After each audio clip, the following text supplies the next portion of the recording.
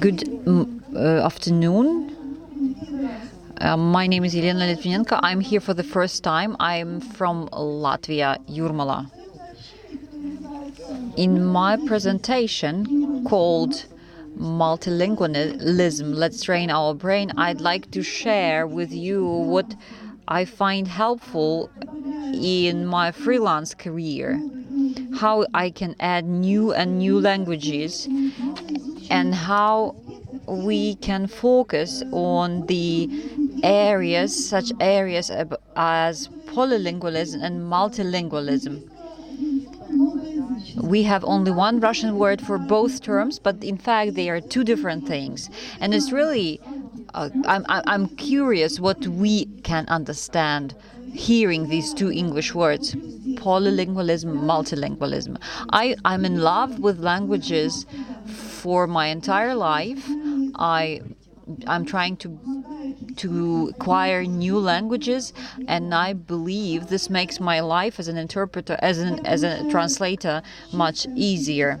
I feel physically better when I know a phrase in original language and I understand it.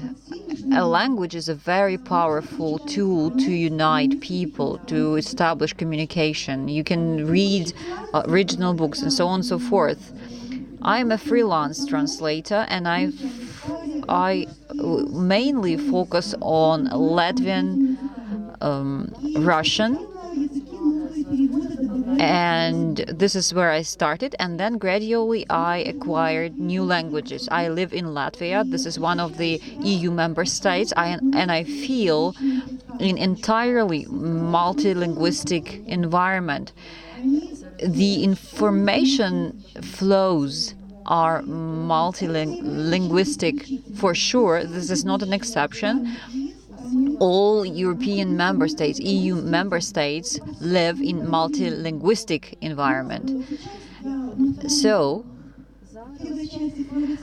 at the beginning of my talk, I'd like to dwell a bit on multilingualism and polylingualism terms, and then I will tell you about the resources I find helpful to acquire new languages for translation.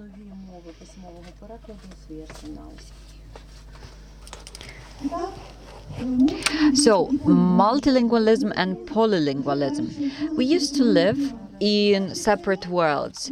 Every country spoke one language, or at most two languages. At the moment, these multilinguistic worlds are expanding, and monolinguistic areas of the world are smaller and smaller. They shrink.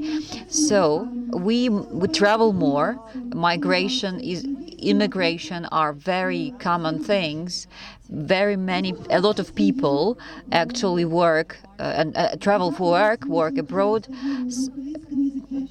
I have an acquaintance whose wife and he himself are from Ukraine, and they live and work in Stockholm, Sweden, and you see they speak various languages. This is a must in the modern world. This is not only due to economic reasons, but rather for the sake of the time when we live.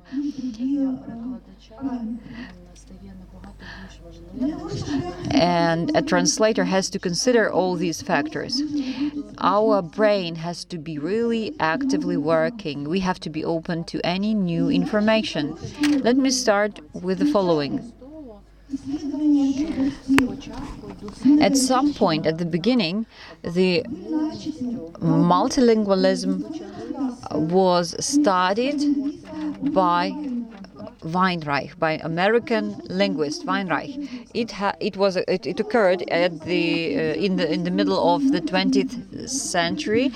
He was the one who introduced these two words, multilingualism and polylingualism. Let's look into the difference. Multilingualism, according to scientific data, academic data, multilingualism is usage of several languages within the boundaries of one community, one country.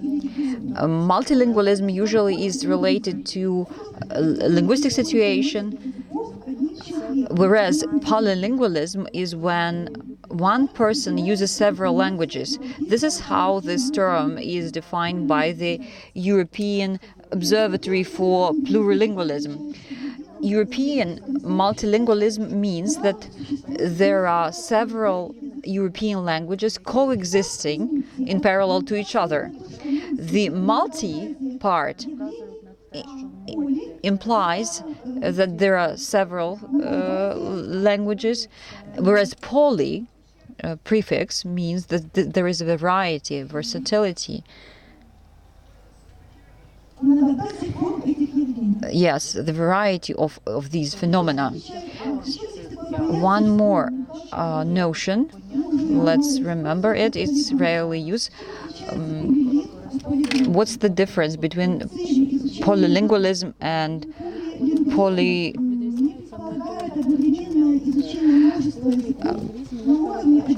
polyglot? Their level of command of a language is different. Competence levels are different.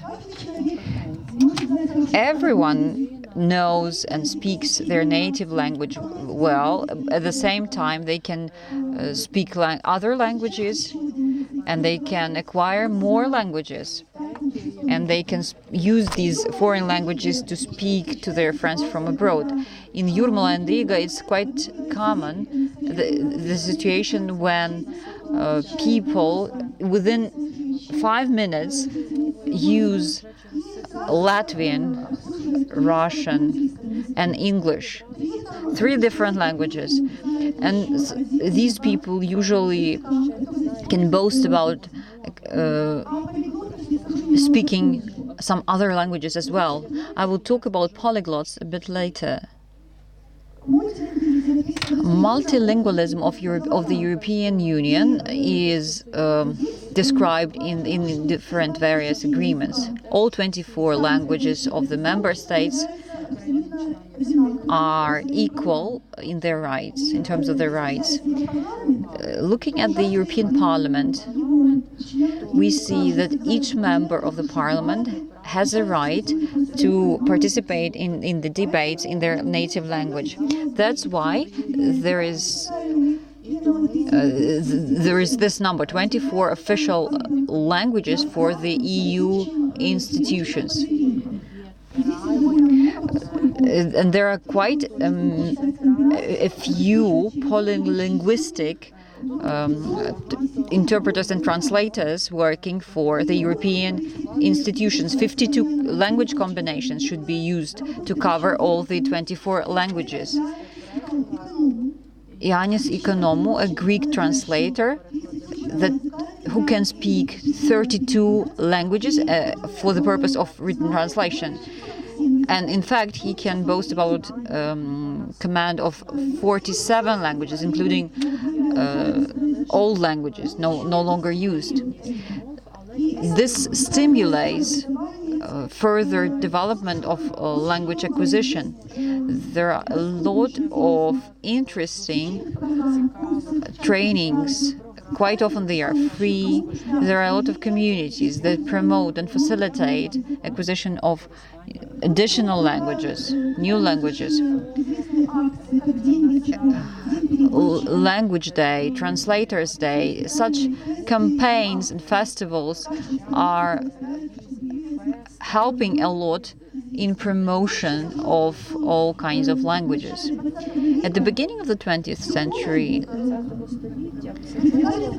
psychologists stated that parallel acquisition of several languages can lead to retardation in the development of a kid, and later it was proven otherwise, that polylingualism is actually beneficial. Let's look at this chart. We can see here that polylingualism is most common in Luxembourg. Almost 70% of population speak 3 or more languages. One more country that belongs to this same category is Belgium, and Slovenia, Netherlands, Denmark, and Estonia and Malta are quite close. Sweden, Lithuania, and Latvia are not as polylinguistic as the ones at the top. Italy, Spain are the countries where their national languages have great weight in their countries. Not so many people speak a lot of languages. So this is polylingualism. This is when one person uses several languages. It can be divided into natural polylingualism and artificial one. So people can have a need for several languages in the academic settings when they communicate with the professors or teachers, and it can provide for future opportunities. Let's say the person can become a translator. And natural polylingualism is established in a real life situation when the person continuously talks to people speaking this language. A person is exposed to the language environment. This person listens to songs and radio programs, watches TV in this language. In the past, these two types of polylingualism, natural and artificial ones, were contrasted, whereas now they are closer.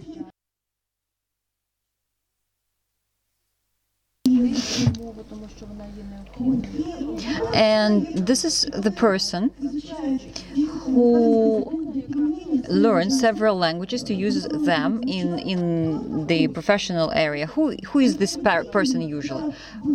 Bilingual person speaks 2 languages. Trilingual person speaks 3 languages. Polylingual person, how many languages does this person speak? How can we define level of command of a language? What is the competences he or she possesses? What can be next? What's the trajectory of further development? And what could be the differences in the level of command and the number of languages? Scholars still study how these questions can be answered. First of all, an American linguist, Michael Erhardt, wrote an interesting book. It's called Babel Spell is Still There. In Russian, it's called a phenomenon of polyglot.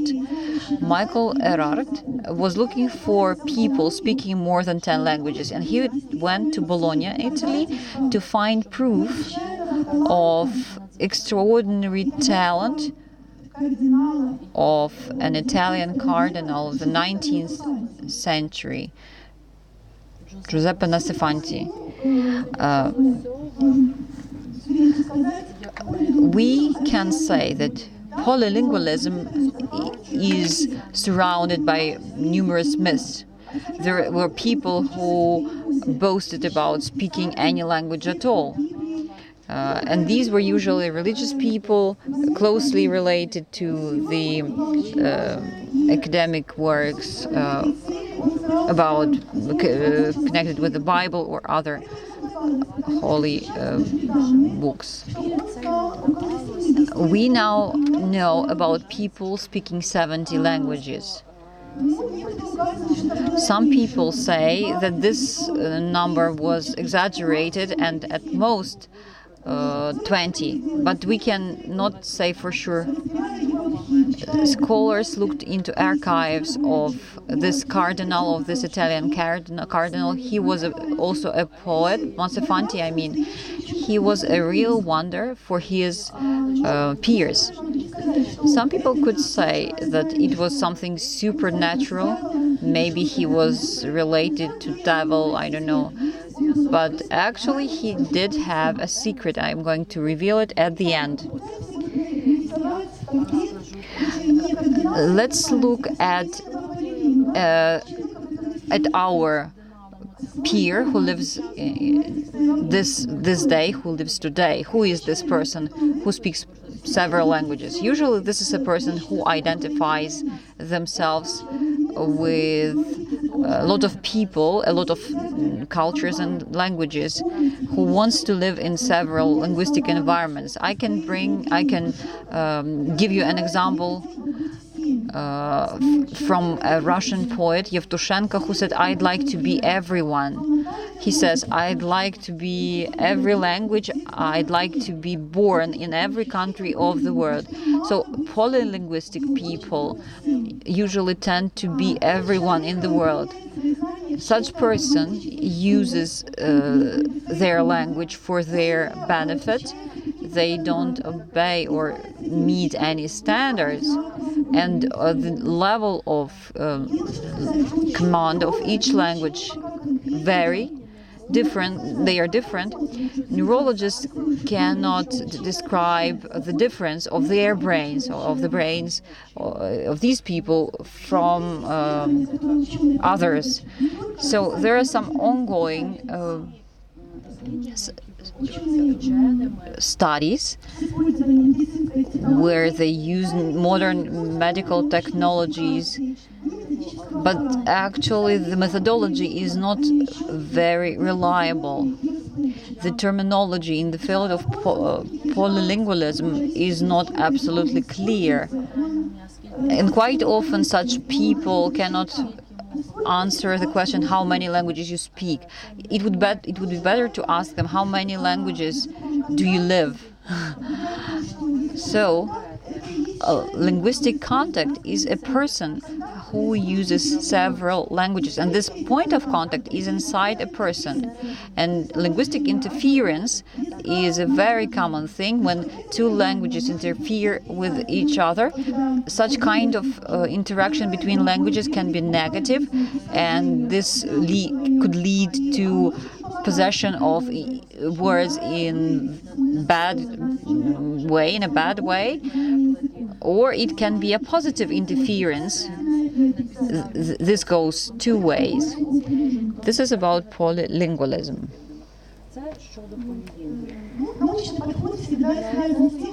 Academic approach is always based on a model.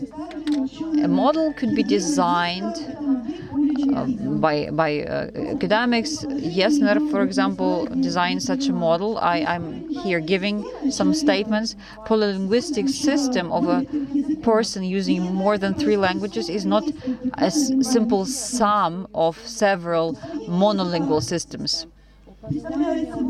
Acquisition of a language is a non-linear process. It changes depending on how many languages a person speaks, and the more the languages, the more different the process. Plasticity also is important, brain plasticity. Level of command of a language is a topic for discussion. There are different viewpoints. Some people say that polylinguistic person has to speak all his or her languages at the same level. Otherwise, we can say there is no right for him to call himself a polylinguistic person. Others say that any even elementary level of command could be considered already another language. Quite often people speaking different languages speak them on different levels. Usually 1 or 2 languages are at a very good fluent level, whereas 3rd and 4th are at much worse level. But we as interpreters can improve command of our languages. Vivian Cook, American scholar, suggested that we have to reject this model like native speaker. There is no such thing, he says. It's not a correct way of thinking about people speaking in several languages. It's not correct to compare those who speak foreign language with a native speaker. This is kind of different categories.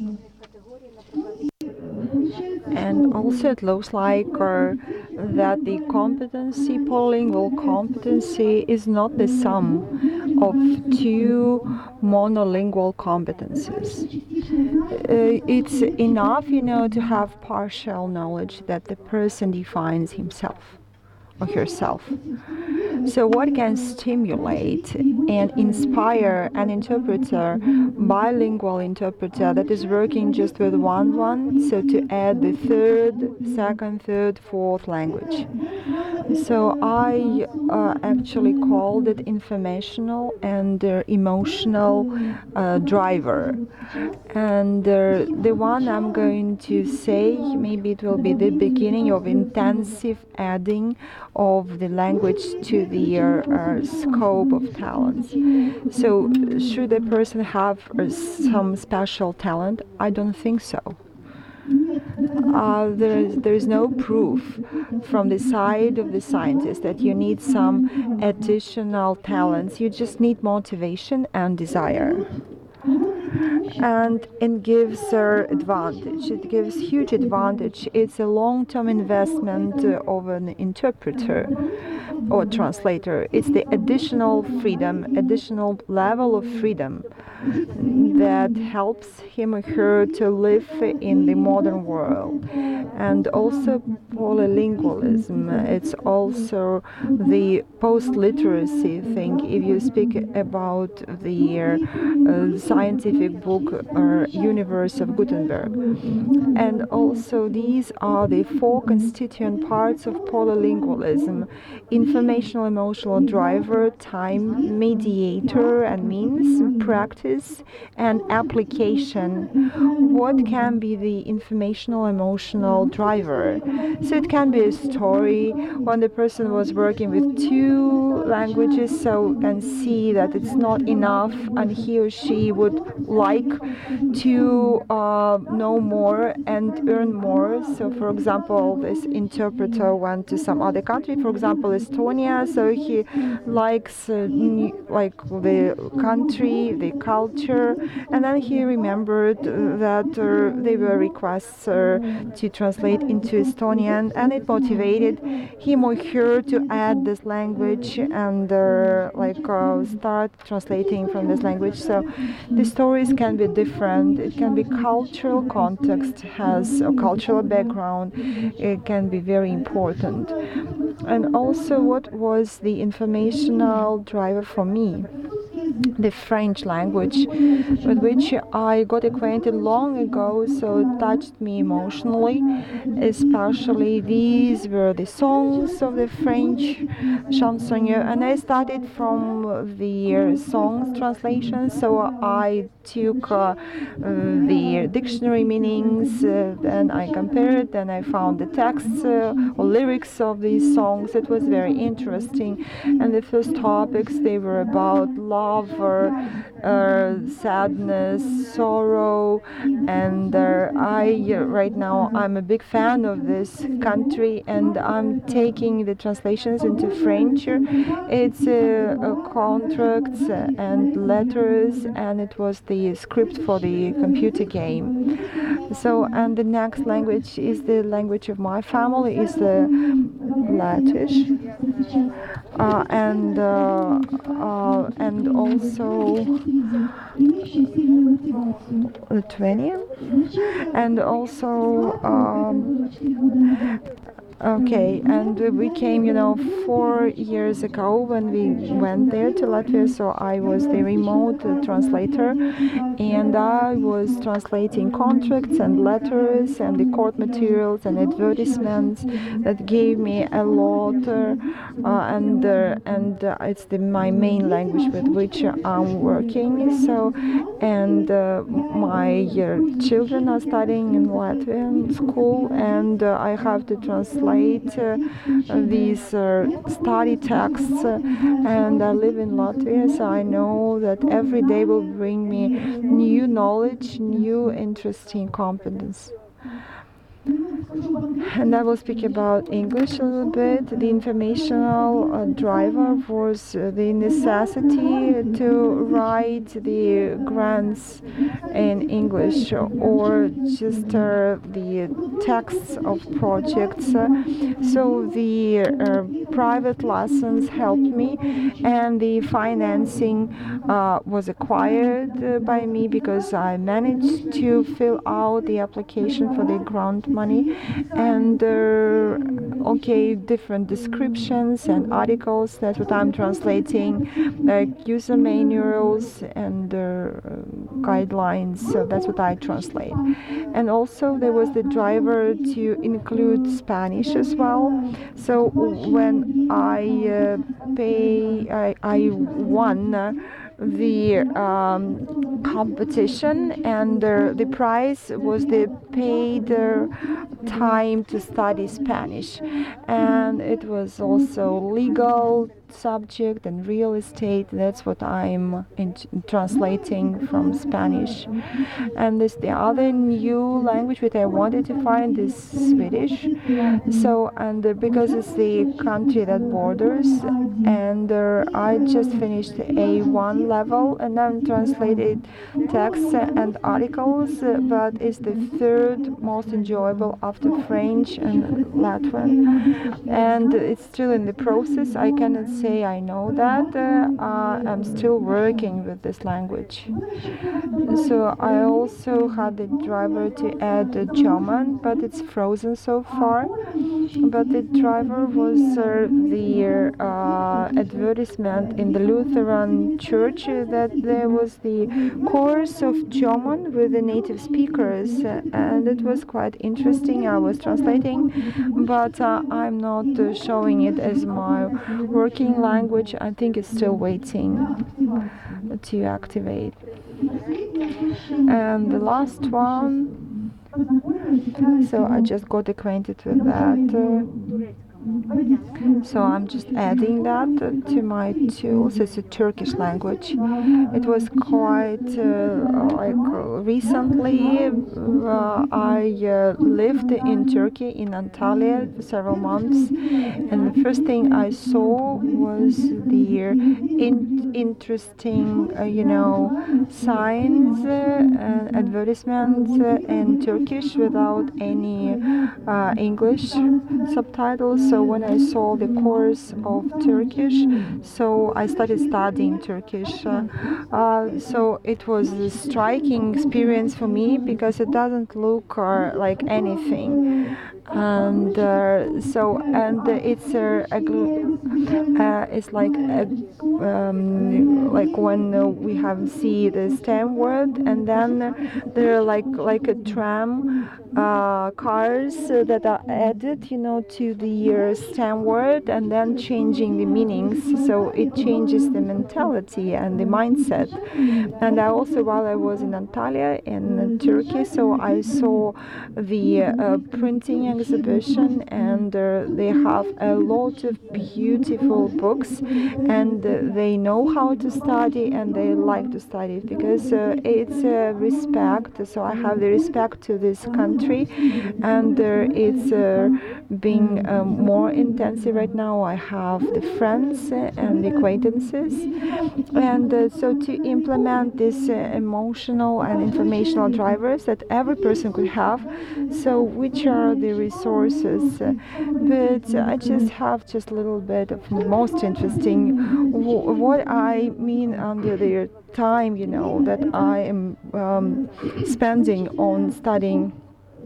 It's a kind of a chunk of the time of your life, because the language is a significant part of your life in a day when you're active in studying with the teacher, making first translations of your very simple texts, and the time will start so like if you really need it, so and reactivate the one, so it saves time. So if I know that I'm going to do the technical translations, I'm looking at the technical terms. If I'm not going to work with the medicine, so I just omit this topic. So you cannot know everything. You need to know where you need to find the information. You need to know what the references are, and then use them. So for the financial investments, you need to pay for your lessons, you need to pay for your trips to the countries, and probably you can get back or return the means spent. But the main thing is the practice and application, actually usage of the language. There should be the balance between the input and output. It means took and gave out. Input and out I were taken from polylinguals like Marina Dobrovolska and Alex Volozin, that I have the unit polyglots. So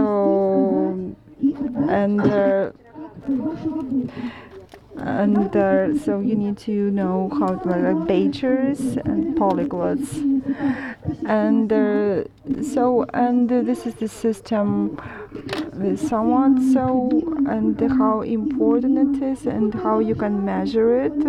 This smart system, so specific, measurable, achievable, relevant, and time bound. This is the smart system, a smart tool, how you can study in language, and then you can add it. So and you can see this and how to add the language. So maybe I'm not going to speak about all the tools. I will just focus on one thing, very important. So how the first acquaintance with the language. So it's quite important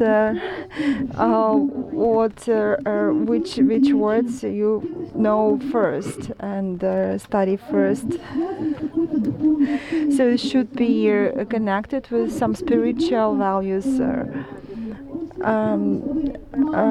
So you know that the child can hear just the first words, like it's mama, mommy, and I'm kissing you, I love you, and like the first foreign words should be good, nice words in the foreign language that I put into the chart. And how you can find them, in Russian, like very important 20 words, you write them down, and then you know them and find them.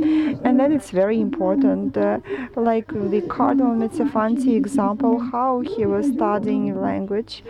So a pilgrim came to him, and he was asking him to to recite the Lord's Prayer, and that's how he compared Lord's Prayer to what he knew, and that's how he found out about the system of this.